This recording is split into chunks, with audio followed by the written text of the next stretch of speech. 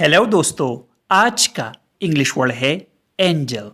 Angel का क्या मतलब है, आइए सीखते हैं आज की इस छोटी सी वीडियो में। एंजल का मतलब होता है फरिश्ता या नेक दिल शख्स।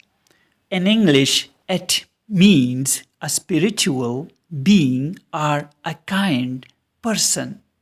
For example, she behaves like an angel. वो फरिश्ते की तरह बर्ताव करती है।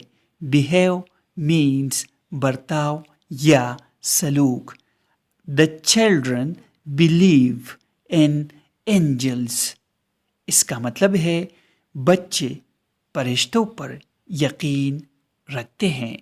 दोस्तों, चैनल को सब्सक्राइब करें और वीडियो को लाइक और शेयर